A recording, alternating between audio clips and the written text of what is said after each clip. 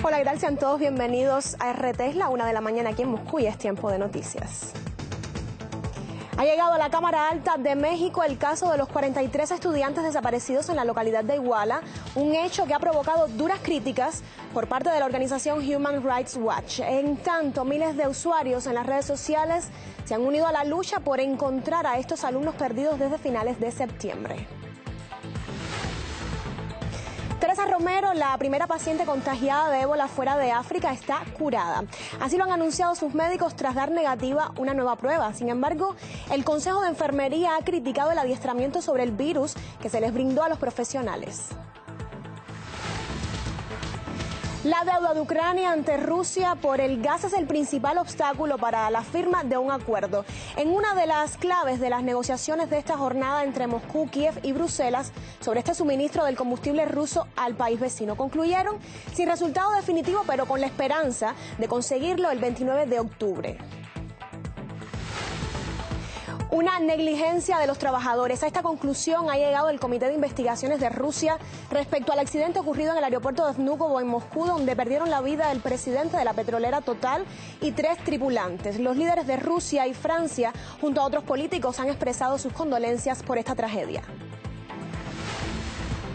Y agricultores norteamericanos han demandado a la compañía Syngenta por intentar vender semillas transgénicas a China antes de que Pekín aprobara esta importación. Al descubrir las alteraciones en el producto, el gigante asiático rechazó esta carga, lo que ha hecho perder a los cultivadores más de $1.000 millones. Quédese con nosotros, tenemos más noticias aquí en RT.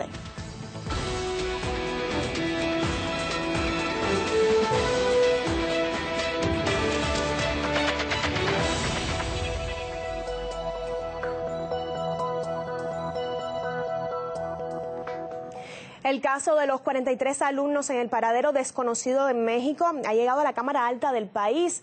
Y es que una comisión del Senado debate la solicitud del Partido de Acción Nacional, la desaparición de poderes en el estado de Guerrero, donde se produjeron estos hechos. La situación provocó también unas duras críticas hacia el país por parte de Human Rights Watch, que calificó la situación como la mayor crisis de derechos humanos desde 1968. La organización señala que la desaparición de estos alumnos y el hallazgo de fosas clandestinas son solo 2 ejemplos de los afectados que están los derechos humanos y la justicia en el país. Human Rights Watch denuncia también la reacción tardía del presidente Enrique Peña Nieto ante estos sucesos y precisamente criticando al mandatario bajo el hashtag Regresa a los EPN. Los usuarios de Twitter y Facebook participan en la protesta global por el hallazgo de los jóvenes. Los internautas, indignados con la inacción del gobierno, exigen justicia bajo lemas como vivos se los llevaron, vivos los queremos. ¿Y cuántos más? Por su parte, la analista internacional Estela Caloni opina que es la política exterior de Peña Nieto la que está llevando a México hacia el caos y la violencia. 30.000 familias buscando a sus desaparecidos sin que nadie les responda nada. Y sobre eso nos damos cuenta que en esta situación siguen asesinando gente en México. No solo estos estudiantes, sino que en otra pueblo del Estado de México. Y por otra parte, tampoco hizo justicia, porque no se puede empezar un gobierno con tremenda impunidad. Que el problema grave es que el actual presidente de México, Peña Nieto, del Partido Revolucionario Institucional, no volvió a recuperar los elementos de la vieja política exterior de México, que era una política muy independiente y que la acercaba más a América Latina y a los países del tercer mundo que a Estados Unidos. Nosotros estamos viviendo una injerencia directa de Estados Unidos, que está queriendo impulsar el caos definitivamente y una violencia extrema en México para aducir que ellos no pueden tener en su frontera más cerca, en su frontera tan importante como es la frontera de Estados Unidos con México, un país sin control de su propia situación y su seguridad. Los médicos que tratan en Madrid a Teresa Romero, la primera contagiada con ébola fuera de África, han anunciado que la paciente está curada. La noticia llega tras una nueva prueba negativa de la enfermedad. Mientras tanto, el Consejo de Enfermería critica la formación que se les brindó a los profesionales acerca de este virus. Francisco Guaita tiene todos los pormenores. Veamos. Este martes es el cuarto día consecutivo en el que Teresa Romero da en el test del virus del ébola negativo. Así, después de 2 semanas y media desde que fuera la primera persona en contagiarse del virus del ébola en Europa, se convierte también en la primera persona en curarse. Así lo comunicaban en una rueda de prensa los médicos del Carlos III. El Centro Nacional de Microbiología nos ha comunicado que la PCR de virus ébola de la paciente que atendemos en nuestro hospital ha dado resultado negativo. Este dato se añade a las 3 PCRs negativas que hemos recibido durante los 3 días previos. Por lo tanto, el equipo médico que atendemos a la paciente consideramos que se cumplen los criterios de curación de virus ébola establecidos por la Organización Mundial de la Salud. ¿Qué cambia ahora en la vida de Teresa Romero? Pues bien, ya no necesita estar en una sala aislada, tampoco es necesario que los auxiliares y las enfermeras lleguen con equipos protegidos y ahora estará en estado de observación. Sin embargo, no va a salir del Hospital Carlos III porque, según han comunicado los médicos, todavía tiene daños importantes del virus del ébola que le ha afectado a su cuerpo. Mientras tanto, en el horizonte cercano de Teresa Romero hemos sabido a través de la portavoz de ella que dice que lo que quiere es tener una vida normal, que quiere seguir trabajando y ayudando a los pacientes y, más allá de ello, que está dispuesta a donar su sangre ya curada para intentar ayudar a las personas que están contagiadas del virus del ébola. Solo horas antes de que sepamos que Teresa Romero había superado el virus del ébola, ha habido un primer informe del Consejo de Enfermería de España. Allí se hablaba de la gestión con este virus del ébola y se ha sido muy crítico y muy duro. Se dice, por un lado, que no han dado ni formación pertinente y adecuada a los enfermeros y tampoco tenían los equipos que debían tener para tratar este tipo de enfermedad. En ese sentido, el presidente del Consejo de Enfermería ha puesto 2 ejemplos claros. Uno, que 4 de las 6 personas que estaban cuidando a Teresa Romero no sabían concretamente cómo ponerse el traje, y también se hablaba de que ni las mascarillas, ni tampoco los guantes, ni las calzas, los propios zapatos que utilizan no estaban correctos. De lo que eso se habla aquí dentro del hospital, en esta rueda de prensa que han dado a las 5 de la tarde, es que eso no es así y que dicen los doctores que en estos momentos y durante este proceso del virus del ébola aquí en España ha habido la formación y también el equipo pertinente para trabajar sobre esta enfermedad. Independientemente de ello, el presidente del Consejo de Enfermería ha querido recalcar que es inmoral que todavía aún la persona que ha criminalizado a Teresa Romero y que no la ha premiado, que es el consejero de Sanidad de Madrid, siga aún en su puesto.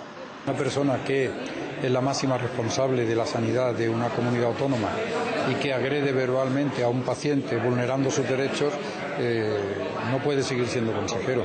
Ahora, si no hay más casos, tendrán que pasar 42 días para que se pueda decir que España está libre del virus del ébola. Sin embargo, a miles de kilómetros en el África Occidental, la realidad es muy diferente porque, según la Organización Mundial de la Salud, allí cada semana se contagian más de 1000 personas. Y en este contexto, el analista político Víctor Arrogante opina que se necesita una investigación que determine cuáles fueron las acciones y omisiones de las autoridades que pusieron en peligro al personal médico de ese país, así como a toda su población. En España, la epidemia del ébola ha venido como consecuencia de una serie de infracciones y anomalías que los responsables de la sanidad pública española han tenido, desde el momento en el que trajeron aquí a España 2 infectados sin que se dieran las condiciones de seguridad suficientes. Aquí las leyes españolas prevén que las empresas son responsables no solamente de elaborar protocolos, sino de poner todos los medios materiales de información y formación a disposición de los trabajadores para su seguridad. De ahí precisamente que se hayan puesto las denuncias para ver que la justicia diga la verdad sobre cuál han sido las acciones y omisiones que el gobierno de la nación hayan podido provocar y poner en peligro no solo a la trabajadora Teresa Romero, sino a toda la población trabajadora del Hospital Carlos III y algún otro, como también de la población española en general. Y para impedir la llegada del ébola al país, Ruanda establece controles médicos en los aeropuertos y obliga a los viajeros desde Estados Unidos y España a informar sobre su estado de salud durante la visita al país africano. La orden ha sido publicada en el sitio web de la Embajada de Washington en Ruanda. El gobierno justifica su decisión por los casos del virus indetectados en las dos naciones. Hasta el momento no se han reportado contagios en Ruanda. En total, la infección ha causado la muerte a más de 4.500 personas.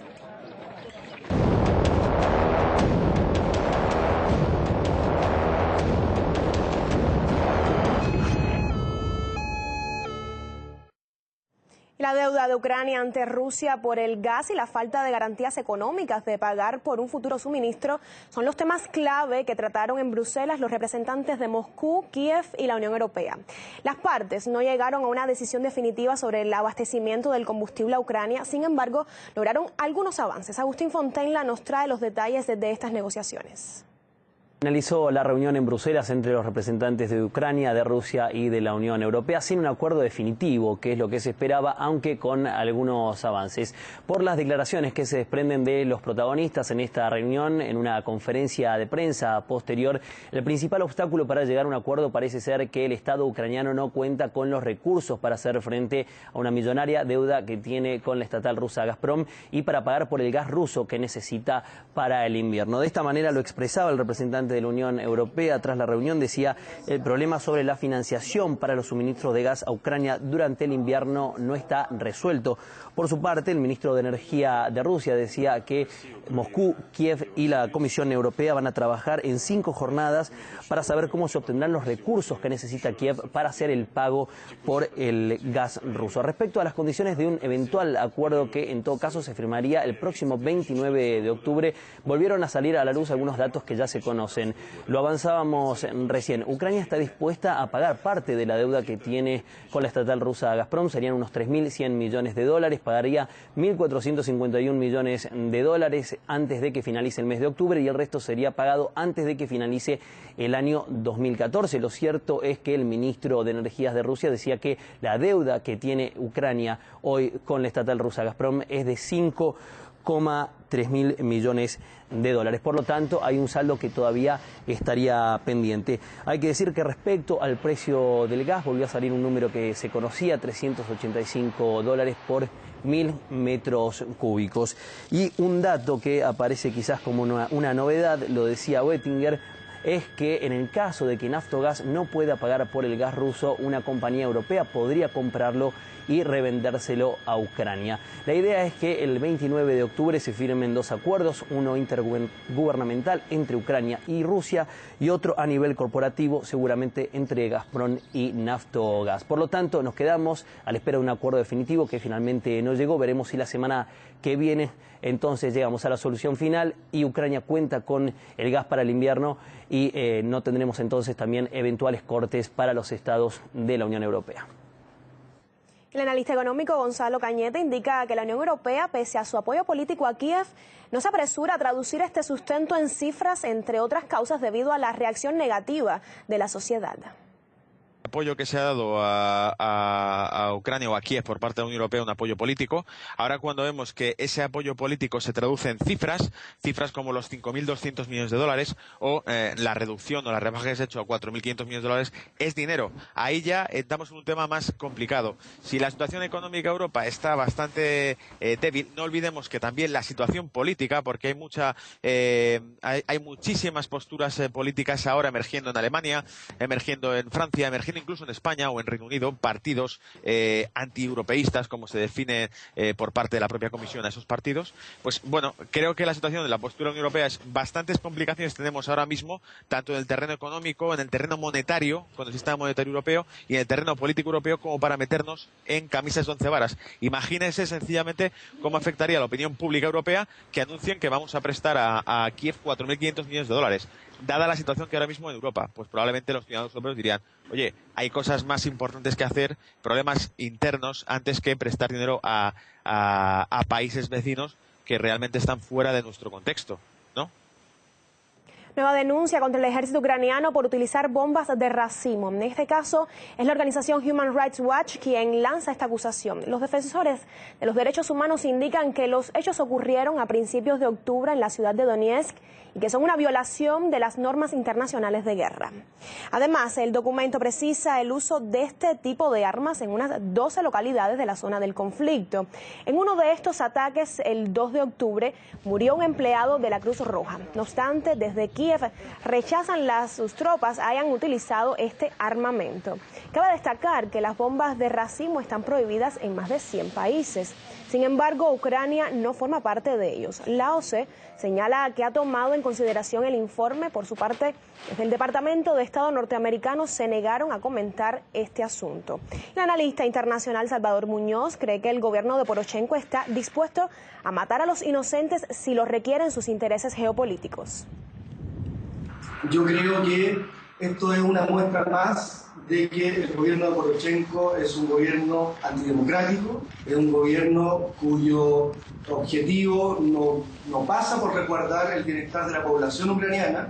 Aquí hay intereses geopolíticos claros que tienen que ver con aislar a Rusia, fortalecer esa zona de influencia de la OTAN, integrar a Ucrania en la Unión Europea.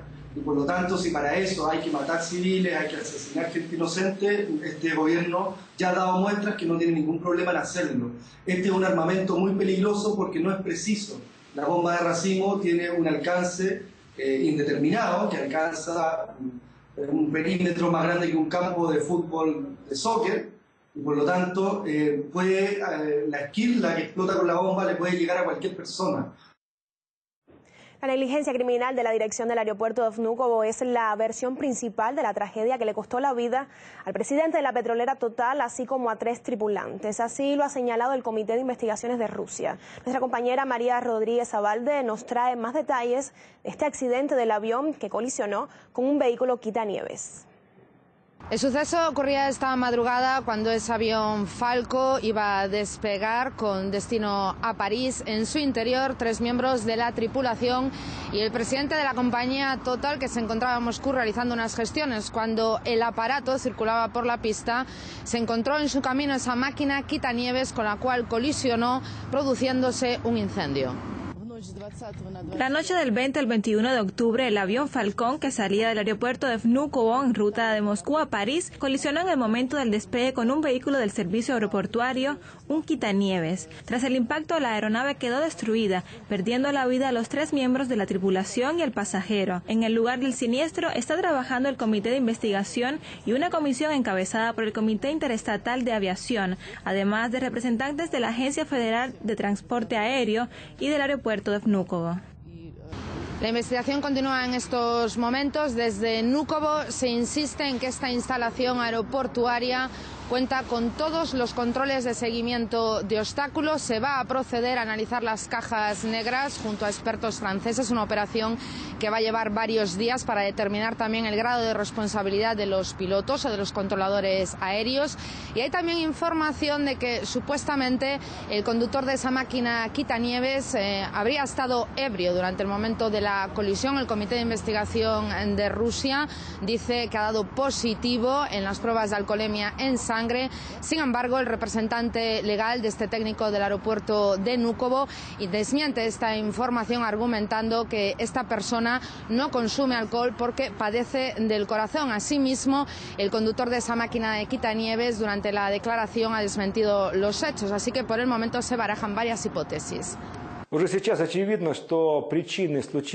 Ya es evidente que la razón de lo que pasó no es una coincidencia de circunstancias trágicas, como intentan convencernos los representantes del aeropuerto, sino una connivencia criminal de los funcionarios que no lograron asegurar la actividad de los empleados de la terminal aeroportuaria.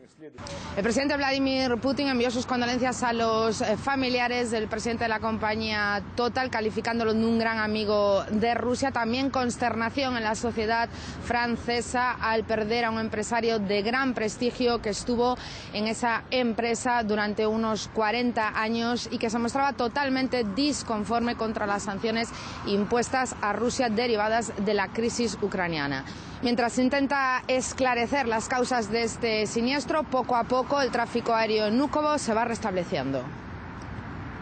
Bueno, y los líderes de Rusia y Francia, junto a otros políticos de ambos países, han expresado sus condolencias por la tragedia y han presentado sus respetos hacia el empresario fallecido. Vamos a ver algunas de las frases, por ejemplo, la del presidente Vladimir Putin, que ha dicho: hemos perdido a un verdadero amigo de nuestro país, de quien conservaremos el mejor recuerdo. Seguimos ahora con las palabras del primer ministro de Rusia, Dmitry Medvedev, que ha dicho que es una gran pérdida. El señor de Margarit fue un gran amigo y un socio de nuestro país. Además, añadió, le echaremos de menos. Por su parte, el ministro de Energía, Alexander Novak, ha dicho que la carrera de Margarit es un ejemplo de un patriotismo corporativo único, un crecimiento profesional continuo y unos logros impresionantes. También podremos ver que el presidente de Francia, François Hollande, dice que Christophe de Margarit ha defendido con talento la excelencia y los logros de la tecnología francesa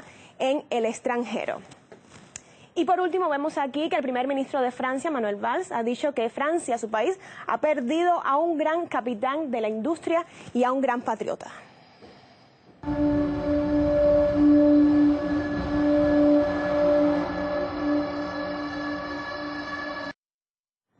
Agricultores norteamericanos de 11 estados han presentado una demanda contra la compañía Syngenta por intentar vender producciones transgénicas a China antes de que Pekín aprobara esta importación. Una vez que se supo el tipo de maíz que se quería suministrar, el gigante asiático ha rechazado esta carga.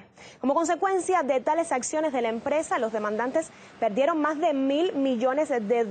Además de ello, los agricultores destacan la caída drástica de los precios en el mercado. Sin embargo, este no es el único litigio que enfrenta Syngenta. El mes pasado, exportadores del grano también presentaron su demanda por haberles hecho perder decenas de millones de dólares por la misma causa. Los expertos en el área consideran que la empresa se ha permitido actuar de esta manera, ya que a la larga no es ella quien sufre las pérdidas. La cuestión es quién tiene el riesgo. Para Syngenta es un mercado que sale efectivo o no, pero no se pierde. Pero lo que significa esa equivocación enorme es una pérdida de $1 billón de parte de los agricultores de los Estados Unidos. Los que toman el riesgo no es Syngenta, sino son los agricultores. Syngenta y los demás tienen sus ganancias cuando venden la semilla. Entonces, el agricultor compra la semilla porque no tienen opciones, no hay otra semilla que no es transgénico o por lo menos con buen acceso. Y entonces Syngenta ya gana ahí. Entonces, de ahí el agricultor tiene que sembrar. Entonces, ellos toman el riesgo que hay un problema de clima y pierden por alguna razón, y si no hay mercado, y eso es el caso de que estamos hablando ahora, si no hay mercado, ¿quién pierde? Es el agricultor, no es Syngenta, porque ya han vendido su semilla. Y el descontento del gigante asiático con la calidad del grano estadounidense ha llevado a que China redujera en un 85% sus importaciones del país norteamericano. En su intento por abastecer a la población con alimentos de buena calidad, Pekín busca otros mercados y potencia la producción interna. Yanela Milinchis les cuenta más en el siguiente reportaje. Veamos. China da la espalda al maíz estadounidense. Desde el año 2008, el gigante asiático ha sido uno de los mayores importadores del maíz norteamericano. Compraba 5 millones de toneladas al año y en 2014 la venta ha caído drásticamente. China empezó a rechazar suministros de maíz estadounidense en noviembre pasado, cuando detectó una cepa genéticamente modificada que no había sido aprobada por el Ministerio de Agricultura del gigante asiático. Los consumidores chinos son cada vez más sofisticados. Lo que quieren recibir son productos de calidad. Si en China vendes yogur con sabor a fresa, pero que no contiene fresa natural, sino solamente aroma, ese yogur no tiene ningún valor para los consumidores. Y ahora la clase media, que cada vez es mayor, está muy concienciada sobre la calidad de los productos que quiere comprar. Hasta ahora, China ha rechazado 1,45 millones de toneladas de maíz de Estados Unidos. Al mismo tiempo, China está firmando nuevos acuerdos con Brasil, Argentina, Ucrania. Recientemente se ha anunciado que Sudáfrica va a comenzar a exportar maíz y sobre todo trigo amarillo a China. China está buscando, por tanto, nuevos abastecedores, nuevos mercados en los que abastecer sus necesidades de este producto. China se ha convertido de la noche a la mañana en un importador de peso de maíz. Sin embargo, la mayor parte de este grano que consume el país asiático es de la producción local. Y esa es la tendencia que el país quiere seguir. El Instituto de Agricultura del noreste de China muestra orgullosamente diferentes tipos de maíz que ha logrado cultivar en su propia tierra. Y en un futuro próximo, los chinos esperan ver más de este producto doméstico en sus tiendas. Yelena Milinchich, RT, Harbin, China. Ha llegado el momento de repasar otras noticias de impacto en nuestra sección en breve. En Chile otorgan la libertad bajo fianza a un ex alto funcionario del gobierno de Pinochet. El coronel retirado Christian Lavey fue detenido el lunes bajo sospechas de estar involucrado en el secuestro y homicidio de 13 presos políticos durante los años de la dictadura. La suma de la fianza no supera los $350 y la decisión entrará en vigor después de una revisión por una corte de apelaciones este miércoles. El ex jefe de la seguridad del gabinete de Pinochet fue alcalde de la comuna de Providencia hasta el año 2012. Recordemos que en los años del régimen militar más de 2.000 personas perdieron la vida a causa de los crímenes cometidos, según estimaciones del Ejecutivo chileno. El metro de Lisboa se encuentra cerrado debido a una huelga sindical contra la intención del gobierno portugués de privatizar el subterráneo. Los empleados también destacan las malas condiciones del trabajo y recortes salariales. El Ejecutivo luso aclara que busca vender el metro debido a la deuda de unos 16.000 millones de dólares que arrastran las empresas del transporte que no pueden mejorar los servicios ni la infraestructura. Y Rusia lanza al espacio el cohete Proton M con un satélite de comunicación a bordo. La nave espacial despegó desde el cosmódromo de Baikonur y ya ha realizado el desacoplamiento del satélite. Se planea que el aparato llegue en unas horas a la órbita prevista y proporcionará una cobertura sostenible para la difusión de programas digitales de televisión, permitirá realizar videoconferencias, transmitir datos y proveerá acceso a Internet de alta velocidad. Así terminamos, enseguida regresamos con nuestros titulares, no se vaya. Abandonó su anterior mundo para adentrarse en el corazón del budismo ruso, donde todavía existe magia.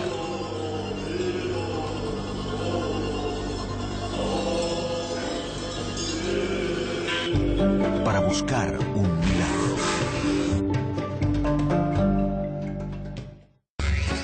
¿Cómo es vivir bajo un sol frío? Andar por caminos congelados. Participar en competiciones de renos. Para saberlo, hay que pasar por los caminos de Yakutia. Malaysian 17, Deep Raider. Malaysian 17, Deep Raider. Malaysian 17, Deep Raider. Caían fragmentos y yo estaba al otro lado. El avión estalló y fue a parar acá. Ростов, вы видите Малайзию? Она отвечает. Нет, похоже, его цель стала распадаться. Son las 5 del 17 de julio del 2014. Es un avión civil.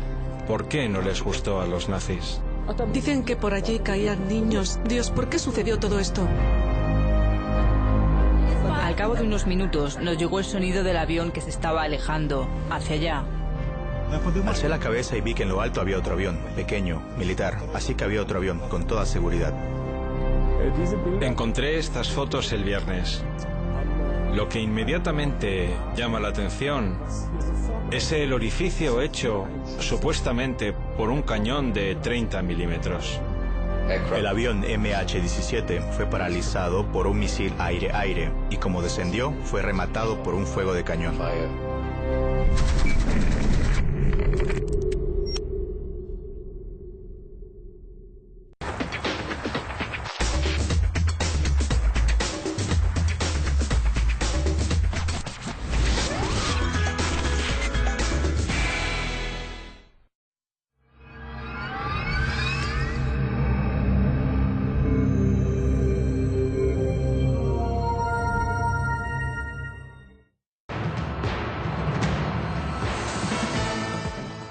Sean bienvenidos de regreso, vamos a repasar los titulares de la jornada.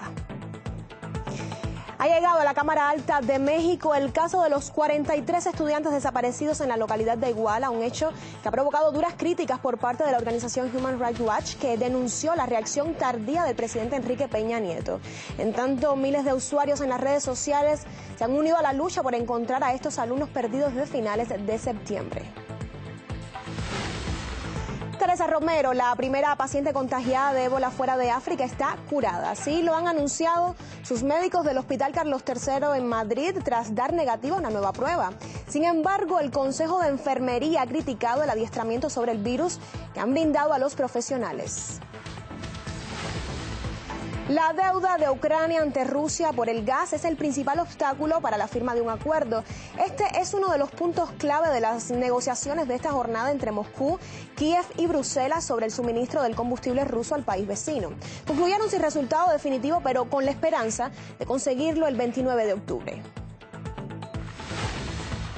Agricultores norteamericanos han demandado a la compañía Syngenta por intentar vender productos transgénicos a China antes de que Pekín aprobara esta importación. Al descubrir las alteraciones en la mercancía, el gigante asiático rechazó esta carga, lo que ha hecho perder a los cultivadores más de $1.000 millones. El mes pasado, exportadores del grano también demandaron a esta empresa por la misma causa.